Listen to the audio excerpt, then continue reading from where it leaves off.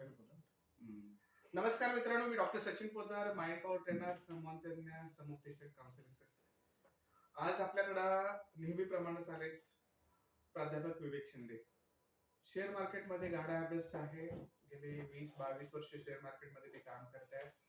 तर स्वतः MBA आहेत, प्राध्यापक आहेत आणि अर्थशास्त्रातला गाढा अभ्यास त्यांचा चालू आहे. आज त्यांच्यासमोर मला पडलेला पर्सनली प्रश्न, कारण मी स्वतः एक सोनार पण आहे. माझ्या मिसेसचं सोन्याचं दुकान आहे, म्हणजे माझंच दुकान आहे सोन्याचं. आणि आज सोन्याचा भाव हा प्रचंड प्रमाणात वाढत गेलेला आहे. म्हणजे हा 5400-900 पर्यंत गेलेला आहे भाव.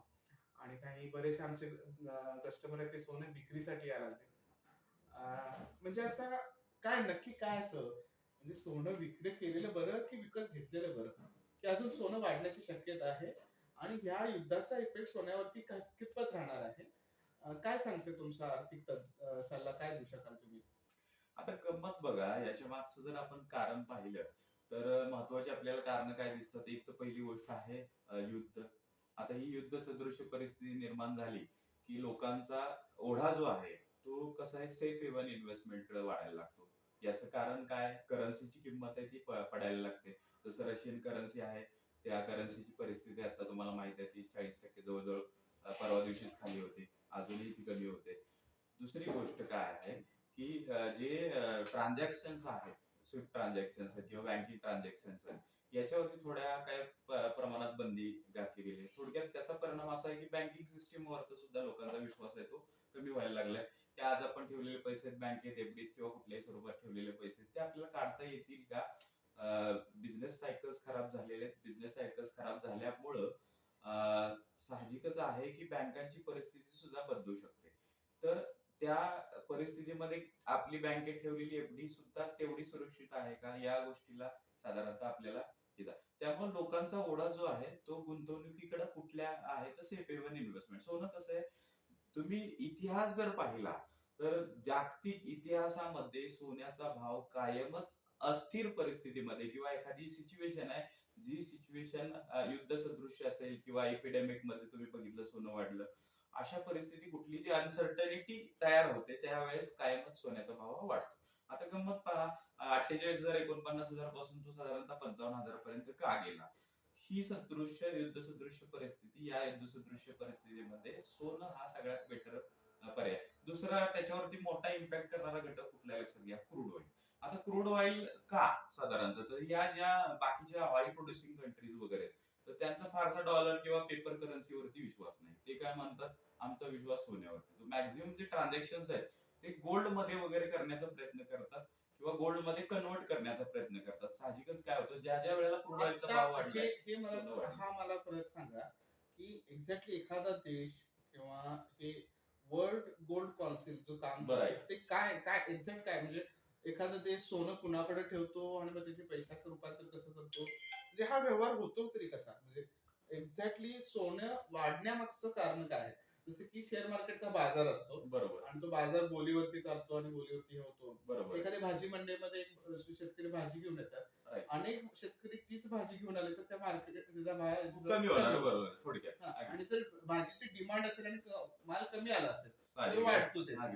म्हणजे एक सामान्य कुटुंबाला समजणारा हा साधा हे आहे. सेम शेअर मार्केट पण असंच काम करतं. पण बऱ्याच जणांना किंवा इव्हन सोनारांनाही माहिती नाही की सोन्याचा दर हा कमी जास्त शेअर मार्केटमध्ये होतो, पण तो कशी प्रोसेस कशी आहे ते थोडं एक्सप्लेन करा. आता थोडस बघा, याच्यात जर बघितलं आपण गोल्ड जे आहे, आता तुम्ही पटकन जो आता सिंपल गोष्ट जी झाली सांगितली तुम्ही भाजीची, की सप्लाय जास्त झाला की त्याची व्हॅल्यू दर पडतात, आणि डिमांड जास्त असल्याने सप्लाय कमी असेल की साहजिकच दर वाढतात. सिंपल मार्केटमध्येही तशीच गोष्ट आहे. जसं आताच्या सिच्युएशनला मी सांगितलं, अनसर्टन सिच्युएशन मध्ये बाकीच्या इन्व्हेस्टमेंट वरचा विश्वास उडाल्यामुळे लोकांनी सोन्यामध्ये इन्व्हेस्टमेंट करायला सुरुवात केली. साहजिकच काय झालं, सोन्याची डिमांड वाढली. सोन्याची डिमांड वाढल्यामुळे सोन्याचे दर वाढायला सुरुवात झाली. कसं होतं जागतिक, आता त्याचा शेअर बाजाराशी कसा संबंध आहे आपण बघून घेऊ. आणि शेअर बाजारात सुद्धा, म्हणजे त्याला कमोडिटी मार्केट असं वेगळं एक मार्केट आहे, ज्या मार्केटमध्ये सोनं चांदीचा व्यवहार होत असतो. म्हणजे त्याचं एक वेगळंच मार्केट. क्रूड ऑइल कसं एक वेगळं ऑइलचं मार्केट आहे, तर तसं सोन्याचं मार्केट वेगळं आहे. बरोबर, तो सट्टा टाइप मध्ये. हा, बरोबर.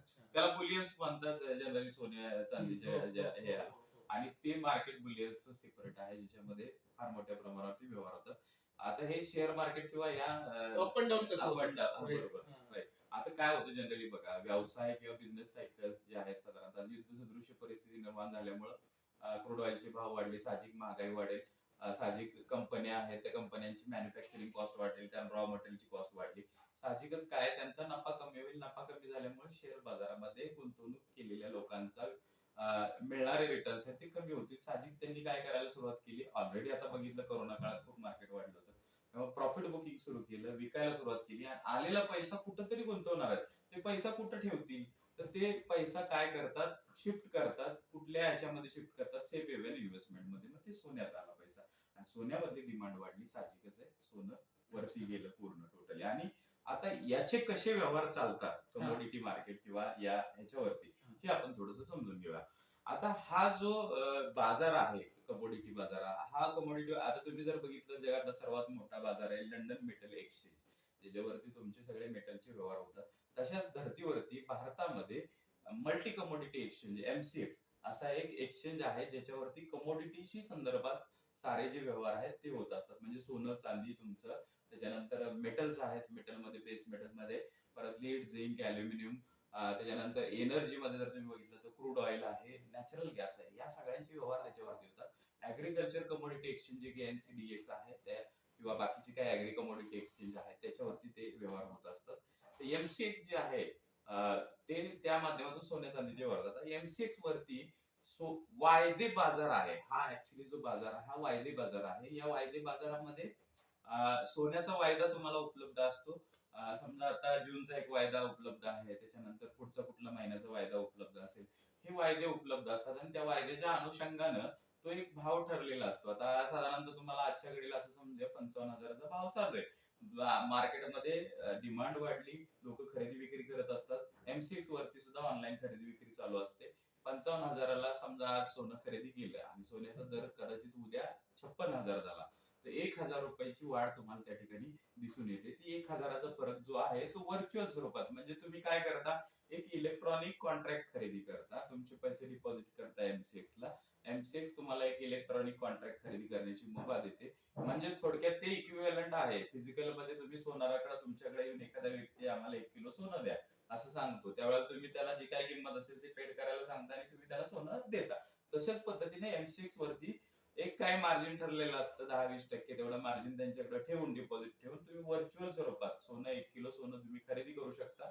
ते तुमच्या इलेक्ट्रॉनिक स्वरूपात MCXच्या अकाउंटला असतं आणि जेवढी किंमत वाढेल तेवढ्या किमतीचा फरक तुम्हाला त्या ठिकाणी मिळून जातो. हा असा MCX वरचा वायदे बाजाराचा व्यवहार असतो. हे दर वाढणं वगैरे हे ह्याच्यावरतीच अवलंबून. हा, हे सगळं डिमांड सप्लायवरतीच अवलंबून. कोणत्या देशाच्या असं असतं की बाबा हा देश सोन्याचा रेट भाव ठरवतो किंवा वाढवतो वगैरे? हा, खरं पाहायला गेलं तर लक्षात घ्या, ही कन्झम्पशन करणाऱ्या मोठ्या मोठ्या कंट्रीज आहेत, त्यांच्यावरती बऱ्याच अंशानं भारतही त्यापैकी एक आहे किंवा बरेचसे परदेशी जे आहेत.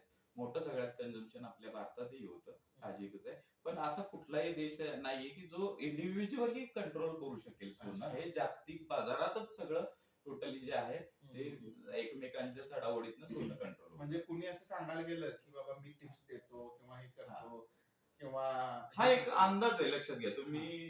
जे म्हणजे हे लोक असतात, म्हणजे that is something different actually. एखाद्या गोष्टीचा अंदाज लावून अभ्यास असू शकतो का, ऍक्युरेटली सांगण्याचा अभ्यास वर्षानुवर्ष कसं आहे लक्षात घ्या, वर्षानुवर्ष तुम्ही जर अभ्यास करत, जसं आता तुम्ही सोनार आहे ऑब्विसली, आणि गोल्डच्या व्यवहारात तुम्ही गेले कित्येक वर्ष तुमचा अनुभव आहे.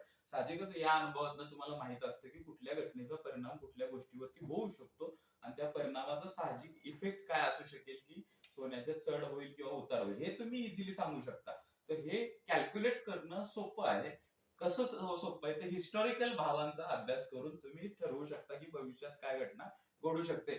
याला तुम्हाला माहित असणं सुद्धा गरजेचं नाही. मी असं सांगतो, तुम्हाला आयसोलेशन मध्ये ठेवलं, कुठलं सगळ्यांच्या पेक्षा बाहेर ठेवलं आणि तुम्हाला फक्त भाव जरी दिले, रेट्स दिले सोन्याचे, तरी तुम्ही सांगू शकाल की हा सर हा रेट असू येऊ शकतो, एवढ्या तारखेदरम्यान किंवा एवढ्या दरम्यान हा रेट येऊ शकतो. असं फक्त चार्ट पाहून सांगणारे सुद्धा लोक आहेत. आता चार्ट म्हणजे काय, जे तुम्हाला दिसतात आलेख याच्यावरती, त्या आलेखांना आपण म्हणतो चार्ट. आणि हे चार्ट वरून सुद्धा तुम्ही कॅन्डल स्टिक चार्ट वगैरे आठवू.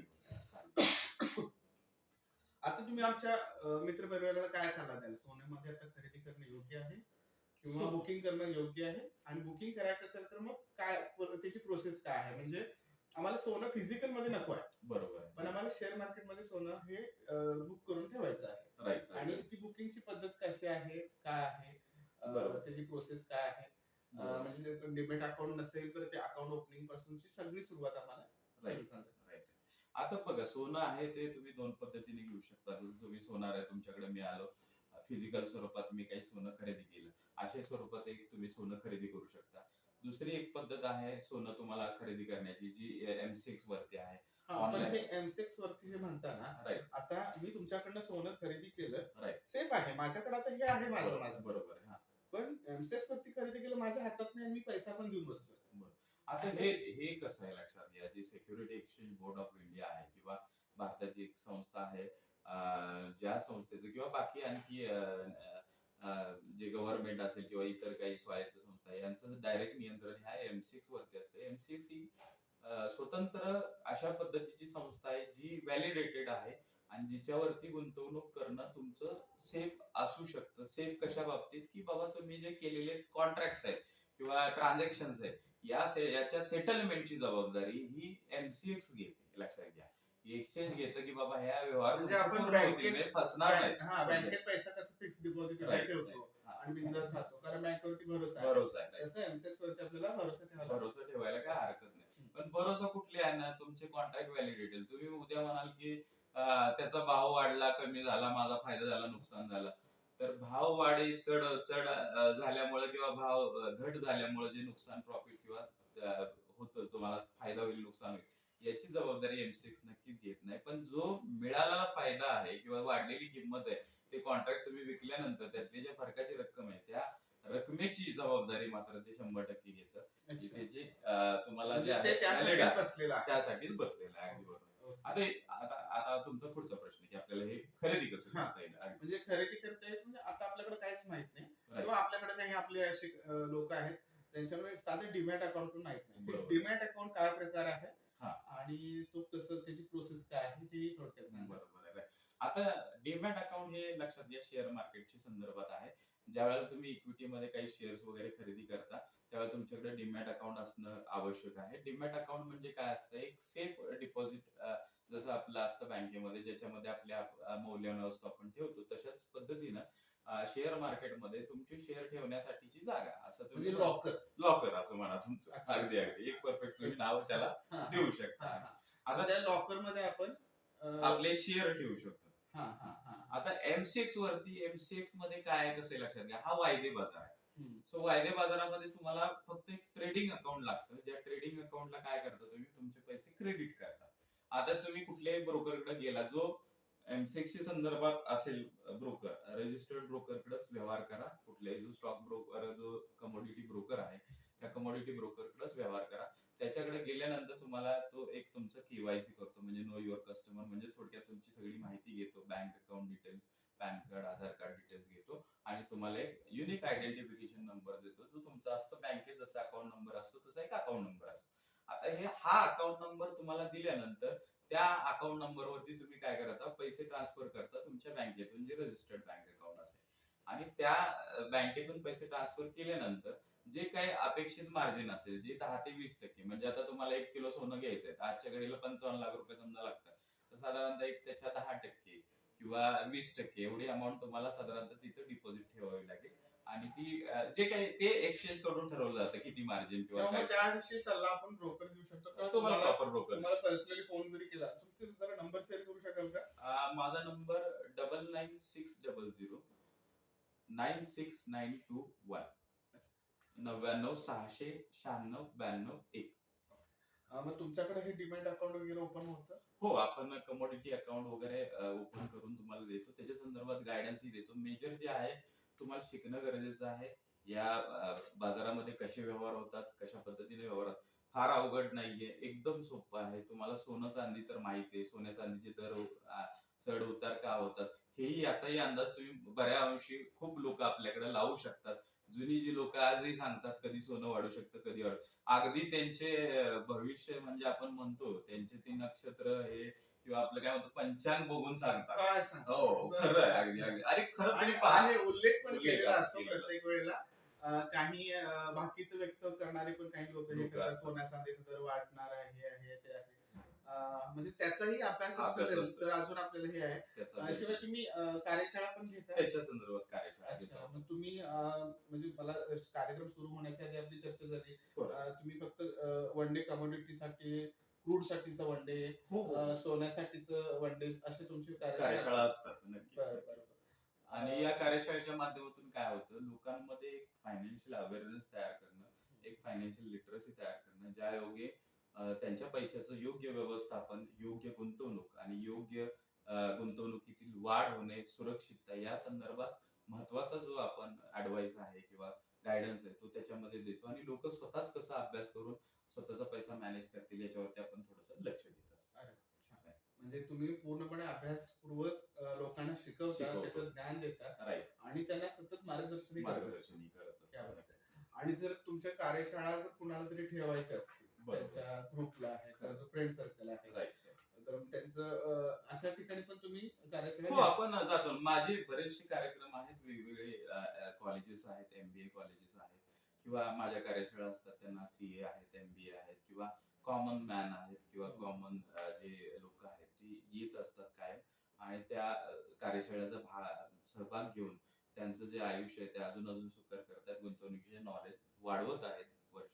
तुम्ही जर त्या याच्या संदर्भात जर खरोखर इंटरेस्टेड असाल तर तुम्ही संपर्क साधू शकता आणि आपल्या जो तुमचा ग्रुप असेल, वेगवेगळ्या साधारणतः ग्रुप असतात, काही रोटरीचे कार्यक्रम माझे झाले किंवा काही इतर काही कार्यक्रम झाले, अशा माध्यमातून तुमचा आर्थिक अवेअरनेस जर वाढवण्याची तुमची इच्छा असेल तर नक्की मला तुम्ही सांगा. मी तुमच्यासाठी कायम, तुमच्या सेवेसाठी मी कायम तत्पर आहे आणि हा मी विडाच उचललेला आहे की प्रत्येक व्यक्तीला अर्थसाक्षर करायचं आहे, अर्थसाक्षर करून त्याचं आयुष्य सुकर बनवायचं. अरे वा, छान. सर पुणे येथे राहतात आणि सरांच्या कार्यशाळा नाशिक, मुंबई, नागपूर, कोल्हापूर, सातारा या ठिकाणी होतात. तुम्ही त्यांना वैयक्तिक संपर्क करा, ते तुम्हाला नक्की कोऑपरेट करतील. धन्यवाद सर, आज आलात आणि आम्हाला मार्गदर्शन केलं त्याबद्दल आपले मनपूर्वक आभार. Thank you so much. आपली जी संपत्ती आहे अशीच वाढत राहो. या संपत्तीचे आपण भविष्यात द्योतक व्हावं अशीच सर्वानुमते आणि सरांनाही हार्दिक शुभेच्छा. नमस्कार.